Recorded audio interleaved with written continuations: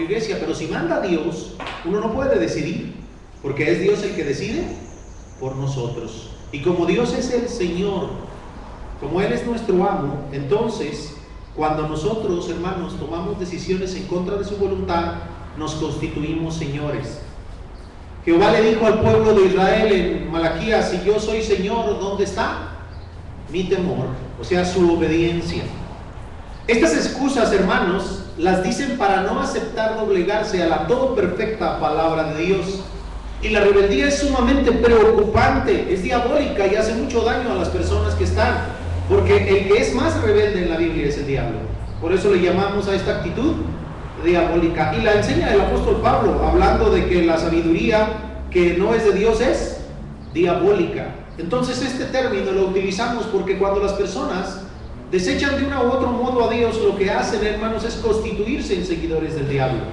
El mundo está lleno de muchos males, hermanos. Ayer nada más nos enteramos que ya en Estados Unidos se aceptó la legalización del matrimonio homosexual en todos los estados del país. Eso es gravísimo, gravísimo ante los ojos de Dios. Pero el mundo está lleno de males.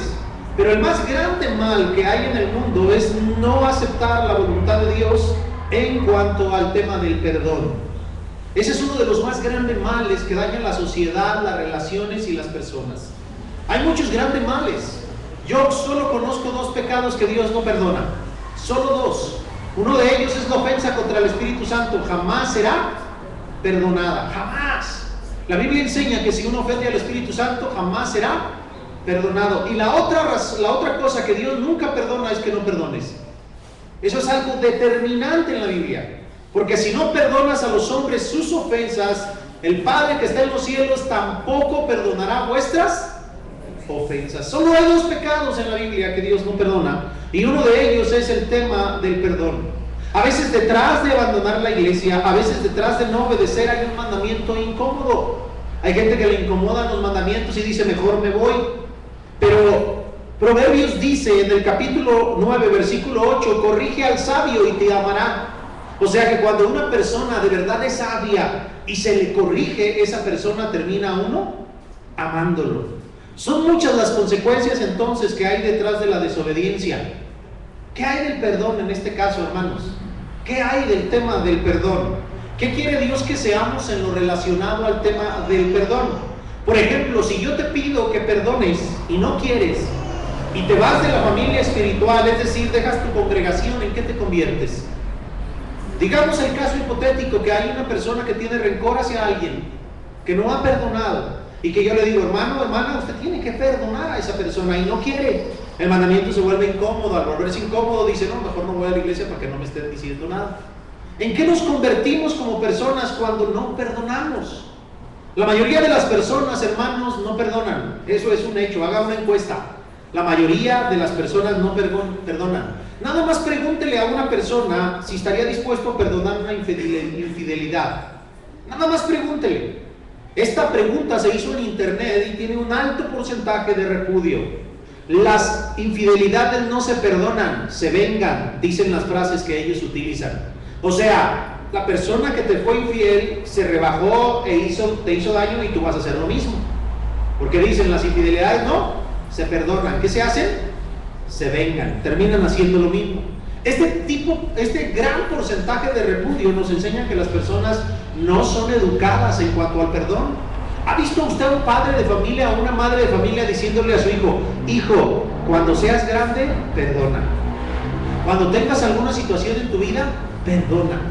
Los niños no son educados en cuanto al perdón. Los jóvenes no son educados en cuanto al perdón. A la jovencita se le enseña a tener cuidado de los hombres, a no ser abusada, a no andar a deshoras de la noche. Pero pocas veces he escuchado a alguien, yo o quizá ninguna, diciéndole a la jovencita: usted debe aprender a perdonar. Al contrario, les enseñan todo lo opuesto. Todos los hombres son iguales. Entonces, la mayoría de personas no perdonan. Aquella famosa frase: perdono pero no olvido, es en realidad una excusa para seguir tomando cuenta de las faltas de las personas. Primera Corintios capítulo 13 versículo 5 dice que el amor no toma cuenta de las faltas. No hagan un cuadernito y va apuntando día, hora y fecha de las cosas que te han hecho y de las ofensas que te han realizado. En la Reina Valera dice no guardar rencor, porque tomar cuenta de las faltas y guardar rencor es lo mismo. Solo que el texto griego utiliza una palabra en la que la persona individualiza y señala cada acción que le hace. ¿Alguna persona sería capaz de contar las veces que lo ofenden en un día o le hacen daño? No lo sé. Pero dice la Biblia, hermanos, que el amor no guarda rencor. La frase perdono pero no olvido es una gran excusa. La gente la utiliza como excusa. Y es que es cierto, no se puede olvidar algo. Pero el problema es que no olvidar en ese contexto significa seguir tomando cuenta de las faltas. La frase no te perdonaré es muy dura de escuchar. Y más cuando estás arrepentido. Si vas a una persona, hermanos, con toda la humildad y le dices, la he regado, perdóname, estoy dolido, y le dices tú, no te perdonaré, esas palabras son muy duras de escuchar, son muy difíciles de escuchar. Imagínate a Dios diciéndonos, no te perdonaré. El perdón de Dios es tan extenso, y hablando ahorita que mencioné hace un rato que se legalizó el matrimonio homosexual, me viene a la mente Sodoma y Gomorra. Dios estaba dispuesto, hermanos, a perdonar a Sodoma y Gomorra si hubiera 50 justos en ella. Las dos grandes ciudades de Sodoma y Gomorra no eran pequeñas, eran ciudades avanzadas. No creo que vivían en tiendas como vivían después algunos. No, eran ciudades avanzadas que habían progresado y mejorado mucho. Tenían, al parecer, buena economía. Se habían hecho muy fuertes. Y tenía Dios una plática con Abraham en que Abraham le dice, si hubiera 50 personas en esa ciudad, ¿la perdonarías? Y dijo el Señor Jehová, yo la perdonaría por amor a los 50 justos. Pero curiosamente la plática de Abraham y de Dios avanza tanto que terminan diciéndole, ¿y si hubiera 10 justos, Señor? Y le dice, si hubiera 10 justos, la perdonaría. ¿Y qué pasó, hermanos? No había ni siquiera 10 justos. O sea que el perdón de Dios era tan extenso que aún por 10 justos perdonaría a todos, pero no lo hizo. Génesis capítulo 18 del 24 al 32 te narra toda esa historia. Dios es extenso en perdonar, pero cuando no hay personas que se arrepientan, Dios no perdona. Y aquí es donde a las personas que no perdonamos no nos gusta, porque se nos echa la bolita. Así es que comencemos entonces con 3 textos que nos enseñan lo que Dios quiere que seamos en cuanto al perdón. 3 textos que nos enseñan lo que Dios quiere que seamos en cuanto al perdón. El primer texto está en Efesios capítulo 4 versículos 31 y 32. El pasaje dice, quítese de vosotros toda amargura, enojo, ira, gritería y maledicencia y toda malicia. Y dice lo opuesto, antes sed benignos, o sea, lo opuesto de lo anterior. Unos con otros, misericordiosos, perdonándonos unos a otros, como Dios también nos perdonó a vosotros en Cristo. Estos 3 textos que vamos a ver, hermanos, comenzando por nos enseñan distintas cosas en cuanto al perdón. ¿Qué nos enseña este pasaje específicamente en cuanto al perdón? Lo que este pasaje nos enseña en cuanto al perdón y en lo que Dios quiere que seamos, es que Dios quiere que seamos nuevos hombres y nuevas mujeres. Dios desea, después de habernos resucitado para vida espiritual, después de habernos lavado en agua pura, que seamos hombres y mujeres nuevos. Eso es lo que Dios desea. Si ustedes analizan este texto, el texto está hablando, hermanos, de que el que no perdona o el no perdonar no es simplemente una acción. Hay personas que creen que no perdonar no les hace daño, pero no perdonar no es simplemente una acción, hermanos, sino que les define como personas. En Efesios capítulo 4 versículos 31 y 32, comenzando por el contexto, analizamos nosotros que está hablando del cambio de vida. Lea el versículo 22, en cuanto a la pasada manera de vivir, despojados del viejo hombre. Ese es el tema aquí en todo el pasaje. O sea, que lo que Dios espera de nosotros es que nos despojemos del viejo hombre. Y en el versículo 24 dice, y vestidos del nuevo, creados según Dios en la justicia y santidad de la verdad. O sea que cuando una persona no está dispuesta a perdonar, está dispuesta a seguir siendo un viejo hombre o una vieja mujer. En la Biblia el viejo hombre es el pecaminoso, aquel que no vive a Dios, que no lo conoce, que no ha vivido la gracia de ser perdonado delante de Dios. El viejo hombre es aquel que viene a Cristo y comienza su vida espiritual y empieza a adquirir madurez. En el versículo 25 dice, por lo cual, o sea, aquí está la aplicación. Si quieres dejar de ser un viejo hombre y convertirte en un nuevo hombre, una vieja mujer y convertirte en la nueva mujer que Dios quiere que seas, hay diferentes cosas que Dios espera de ti. Y entre todas ellas espera que practiques el perdón. El practicar el perdón es la manifestación de un nuevo hombre. Dios quiere que seamos viejos hombres o nuevos hombres, hermanos. Nuevos hombres. No hay lugar para nosotros ni cabida en nuestra vida para el viejo hombre. Ese debe morir. Ese debe ser despojado, como si fuera una ropa vieja, andrajosa y sucia, que tenemos que desechar y agarrar una ropa nueva, limpia, brillante y cómoda. Porque ser cristiano y obedecer a Cristo es más cómodo que seguir haciendo lo malo. En Efesios capítulo 4, versículos 31 y 32, nos enseña diferentes cosas acerca del perdón. Dice el versículo 31, quítese de vosotros toda amargura, enojo, ira, gritería y maledicencia y toda malicia. Antes es venirnos unos con otros, misericordiosos, perdonándonos unos a otros, como Dios también os perdonó a vosotros en Cristo. Dios quiere que seamos nuevos hombres, porque cuando no te niegas a perdonar a una persona, lo que dice el pasaje es que no albergas emociones y conductas pecaminosas. Si no eres benigno para con los demás y perdonador, ¿qué te queda en tu corazón y en tu vida en lugar de eso? Vean cómo comienza el verso 32. Antes bien, o antes, simplemente.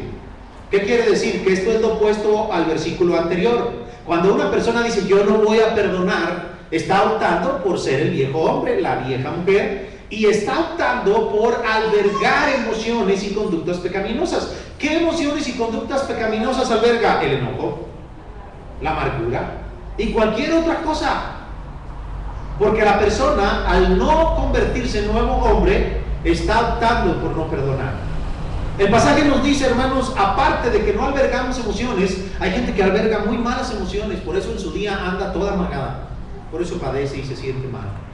Pero el pasaje nos dice que aparte de esto, cuando eres una nueva mujer, hermanos, o un nuevo hombre, muestras que no tienes enojo ni rencor, que son los que impiden perdonar. Si llegas con una persona y le dices, te pido perdón, y la persona está dispuesta a perdonar, esa persona muestra que no tiene enojo, que no tiene rencor, que no alberga emociones y conductas pecaminosas. Alberga ella, hermanos, la misericordia de Dios en su corazón. Hay una tercera cosa, hermanos, que nos muestra el pasaje, porque cuando nos decidimos a perdonar somos obedientes. Fíjese cómo comienza el verso 31, quítese. Eso es un mandamiento. ¿Alguna vez le has dicho a tu hijo, quítate la ropa y cámbiate? Y si no te obedece, ¿qué le dices? Imagínate que vas a salir a la iglesia o a algún lugar y anda todo sucio y le dices, quítate la ropa, y no te obedece, ¿es buen niño?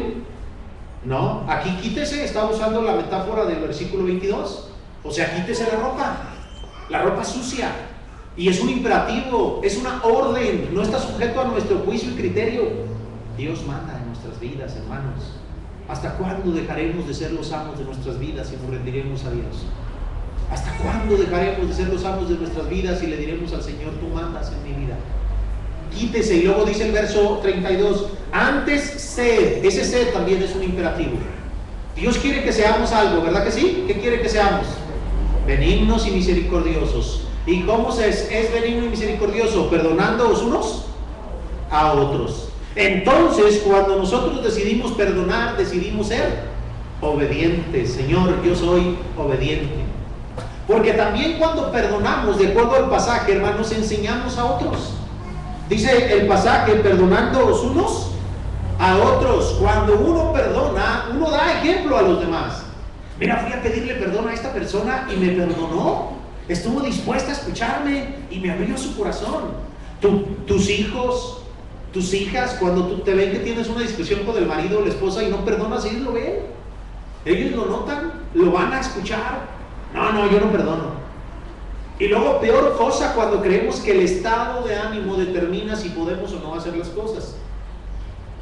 En la mercadotecnia, en la superación personal, que es tan vana y tan vacía, se le enseña a la gente que puede trabajar aún estando cansado, enfermo o desanimado. Así le enseñan a la gente. Le dicen, usted no esté pensando si está desanimado o cansado o agobiado, levántese y váyase a trabajar, porque el que trabaja consigue, y el que consigue tiene dinero y ahorra y junta y se vuelve una persona productiva. Así le dicen a la persona. Pero esa filosofía de, es que necesito sentirlo, ¿Ustedes creen, hermanos, que esa filosofía tenga cabida en este texto? ¿Necesitas sentir el perdón para perdonar? No, no lo necesitas. Es simplemente hacer las cosas. Cuando una cosa vale la pena, la haces. Es que no tengo ganas de leer la Biblia, no es de ganas. La Biblia se lee o no se lee, nada más. No es de ganas, hermanos. No es como los libros huecos y vacíos que hoy traen en la vida los muchachitos. Novelas que nada más lo que hacen es engrandecer su ego y también su romanticismo, pero no producen en su vida un carácter espiritual. Ah, qué padre el libro, me dan ganas de leerlo. No, la Biblia se lee o no se lee, es suficiente. No es de ganas. Si un día tienes ganas, qué bueno, mira, desarrollaste ganas para leer la Biblia. Pero aquí en el pasaje se te está enseñando que una persona, hermanos, afecta la vida de otra persona cuando no perdona. Perdonando los unos a otros, afectas la vida de la persona que no perdonaste, pero también la de tus hijos, la de tus seres queridos. Si eres duro como persona, como hombre o como mujer, tus hijos van a salir igual, porque lamentablemente heredan las cosas. Miren, vean a un pequeñito, ahí tiene sus 2, 3 años, te pones tú a hacer un ejercicio y ahí anda queriendo hacer el mismo ejercicio que tú estás haciendo. Ahí me ponía yo a hacer lagartijas y mi hija se acercaba y ahí estaba. ¿Qué estás haciendo, mija? Le decía yo a mi Sabi. Haciendo lagartijas, papá. No, mija, no puedes todavía. No, sí puedo, papá, ya hago una. Los hijos aprenden por la imitación. Y si eres duro de corazón y una persona que no perdona, eso es lo que van a ver tus hijos. Una persona dura, desagradable, que no perdona. Y cuando él crezca va a ser igual que su padre, porque va a decir, yo quiero ser igual que mi papá. No solo niños, también niñas quieren ser como su papá. ¿O no es cierto, mamás? En mi caso pasa eso. No tengo varones, pero pasa eso, quieren ser como su papá en algún otro aspecto. Y Dios creó a los niños de ese modo para que nosotros los afectáramos como personas que somos, hermanos, su imagen para guiarlos. Pero no lo hacemos. Hasta que nuestros hijos empiezan a tener problemas, la iglesia empieza a ser importante para nosotros. Y ya hay un mal avanzado en ese momento. Pero qué bueno que se vuelve importante. Por último, hermanos, el pasaje nos enseña que al ser nuevas hombres y mujeres, vivimos agradecidos y disfrutamos del perdón de Dios cuando perdonamos, porque el versículo dice que ya disfrutamos de Él. Dice, antes es venirnos unos con otros misericordiosos, perdonándonos unos a otros como también Dios os perdonó. Ya está en pasado el verbo. ¿Qué hizo Dios? Nos perdonó. ¿Ya disfrutó usted del perdón de Dios, sí o no? Sí. Qué padre se siente cuando Dios perdona. ¿A poco no, hermanos? ¡Qué padre! Dice el salmista que bienaventurado aquel a quien Dios no toma cuenta de sus faltas, a quien Dios perdona sin tener que hacer obras. Lo cita Pablo en el capítulo 4 a los Romanos. ¡Qué padre es cuando Dios perdona! O sea, viene un estado de ánimo físico y espiritual muy agradable, muy de paz, muy tranquilo, y dice uno, wow, qué padre saber que estoy perdonado, porque Dios borra mi pasado y establece mi presente y mi futuro. ¿Disfrutas del perdón que Dios te ha dado en tu vida? Los pecados que te han sido perdonados han sido borrados delante de los ojos de Dios. Hoy no eres más esa vieja mujer o ese viejo hombre, pero si te niegas a perdonar, eres duro, todo el tiempo guardas rencor. Todos los que son jarritos de Tonalá son bien rencorosos. Todos, hermanos. Así es que si usted ve que alguien es sentidito, es porque es rencoroso. Y va a manifestar estas cosas. Va a pensar en la ofensa que le hicieron todo el tiempo. Porque eso es lo que los hace sentirse mal. Se va a poner triste o deprimir, porque eso es lo que le hace sentir mal. Entonces toda esa gente que es bien sentidita, que no le puedes decir nada, que no le puedes hablar francamente, tiende a guardar rencor. Pero podemos cambiar y dejar de ser esas personas, hermanos, para la gloria y honra de nuestro Dios. Otro texto, vayamos a Mateo capítulo 18, versículo 21. Mateo 18, 21.